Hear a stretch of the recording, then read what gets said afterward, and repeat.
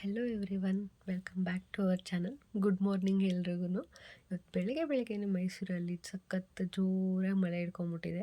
ಇವತ್ತು ಗುರುವಾರದ ಮಿನಿ ವ್ಲಾಗ್ನ ಸ್ಟಾರ್ಟ್ ಮಾಡೋಣ ಬನ್ನಿ. ನಾನು ಗುರುವಾರ ಅಂದ್ರೇ ಹಾಗೆ ಫಸ್ಟ್ ಪೂಜೆ ಕೆಲಸನ ಮುಗಿಸ್ಕೊಂಡು ಆಮೇಲೆ ಬೇರೆ ಕೆಲಸನ ಮಾಡ್ಕೋತೀನಿ. ಪೂಜೆ ಮಾಡ್ತಾ ಮಾಡ್ತಾ ಹಾಗೆ ಟಿ ವಿಯಲ್ಲಿ ದೇವ್ರದ್ದು ಸ್ತೋತ್ರಗಳನ್ನ ಕೇಳೋದು ನಂಗೆ ತುಂಬ ಇಷ್ಟ ಆಗುತ್ತೆ. ಗುರುವಾರ ಅಂದರೆ ಒಂಥರ ಪಾಸಿಟಿವ್ ವೈಬ್ಸ್ ನಮ್ಮ ಮನೇಲಿ. ಪೂಜೆ ಎಲ್ಲ ಮುಗಿಸಿ ಹಾಲನ್ನ ಕಾಯಕ್ಕಿಟ್ಟು ರಾತ್ರಿನೇ ಕುಂಬಳಕಾಯಿನ ಕಟ್ ಮಾಡಿಟ್ಟಿದ್ದೆ. ಬೆಳಗ್ಗೆ ಎದ್ದು ಟಿಫನ್ಗೆ ದೋಸೆ ಮತ್ತು ಕುಂಬಳಕಾಯಿ ಪಲ್ಯನ ಮಾಡ್ಕೊಳ್ಳೋಣ ಅಂತ ಈ ಕಡೆ ಪಲ್ಯಗೆ ಒಗ್ಗರಣೆ ಹಾಕಿ ನಾನು ಪಪ್ಪಾಯ ತಿಂದು ಎಲ್ರಿಗೂ ಕಟ್ ಮಾಡಿಕೊಟ್ಟೆ. ದೋಸೆ ಮಾಡ್ತಾನೆ ಈ ಕಡೆ ಬೇಳೆ ಬಸ್ಸಾಂಬಾರ್ಗೂ ರೆಡಿ ಮಾಡ್ಕೊತಾ ಇದ್ದೆ. ಬೇಳೆ ಬಸ್ಸಾಂಬಾರು ಯಾರಿಗೆಲ್ಲ ಇಷ್ಟ ಆಗುತ್ತೆ, ನನಗಂತೂ ತುಂಬಾ ಇಷ್ಟ ಆಗುತ್ತೆ. ಅದು ನನಗೆ ಯಾವಾಗಲಾದ್ರೂ ಸ್ಪೈಸಿ ಎಲ್ಲ ತಿಂದಾಗ ನೆಕ್ಸ್ಟ್ ಡೇಗೆ ಅದನ್ನು ತಿನ್ನಬೇಕು, ಬೇಳೆ ಸಾಂಬಾರಲ್ಲಿ ಊಟ ಮಾಡಬೇಕು ಅಂತ ಅನಿಸುತ್ತೆ. ನಾನು ರಾತ್ರಿ ಬಿಗ್ ಬಾಸ್ ನೋಡಿರಲಿಲ್ಲ ಅಂತ ಹಾಗೆ ಬಿಗ್ ಬಾಸ್ ನೋಡಿಕೊಂಡು ಸ್ವಲ್ಪ ಟೈಮ್ ಪಾಸ್ ಮಾಡಿದೆ. ಸಂಜೆ ಹಾಗೆ ಬಿಟ್ಟು ಮಕ್ಕಳನ್ನೆಲ್ಲ ಕರ್ಕೊಂಬರಕ್ಕೆ ಹೋಗಿದ್ದೆ. ನಮ್ಮ ಅಕ್ಕನ ಮಕ್ಕಳನ್ನು ಸೇರಿ ಕರ್ಕೊಂಬರಬೇಕಿತ್ತು.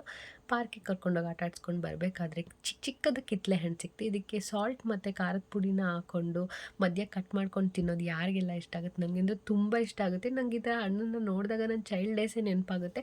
ಆವಾಗ ನಮಗೆ ₹1ಗೆ 1 ಅಂತ ಕೊಡೋರು. ಎಲ್ಲ ತಿಂದು ಟೈಮ್ ಪಾಸ್ ಎಲ್ಲ ಮಾಡಾದ್ಮೇಲೆ ಸಂಜೆ ಆಗಿಬಿಡ್ತು. ನಾನು ಒಂದು ಲೋಟ ಕಾಫಿನ ಕುಡ್ಕೊಂಡು ಬರಬೇಕಾದ್ರೆ ಸೊಪ್ಪನ್ನ ತಂದಿದ್ದೆ. ಸೊಪ್ಪನ್ನ ಕ್ಲೀನ್ ಮಾಡೋಣ ಅಂತ ಕೂತ್ಕೊಂಡೆ.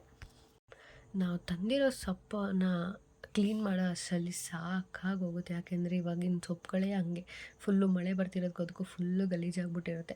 ನಾನು ತಂದಿರೋದ್ರಲ್ಲಿ ಅರ್ಧ ಸೊಪ್ಪು ಕ್ಲೀನ್ ಮಾಡಿ ಸಿಕ್ಕಿದ್ರೆ ಇನ್ನು ಅರ್ಧ ಫುಲ್ಲು ಕಸ ಸಿಕ್ಕಿದೆ. ನೋಡಿ, ಎಲ್ಲನೂ ಕ್ಲೀನ್ ಮಾಡಿ ಎತ್ತಿಟ್ಕೊತಾ ಇದ್ದೀನಿ.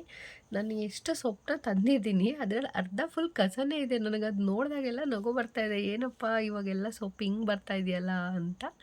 ಹಂಗೆ ರಾತ್ರಿ ಬೆಳಗ್ಗೆ ಮಾಡಿದ ದೋಸೆ ಹಿಟ್ಟೆ ಮಿಕ್ಕಿದ್ದು, ಅದಕ್ಕೇ ತರಕಾರಿ ಎಲ್ಲ ಹಾಕಿ ಸೊಪ್ಪೆಲ್ಲ ಹಾಕಿ ದೋಸೆನ ಮಾಡಿಕೊಟ್ಟೆ. ಇವತ್ತಿಗೆ ನಾನು ಈ ವ್ಲಾಗ್ನ ಎಂಡ್ ಮಾಡ್ತಾಯಿದ್ದೀನಿ. Thank you for watching. Bye.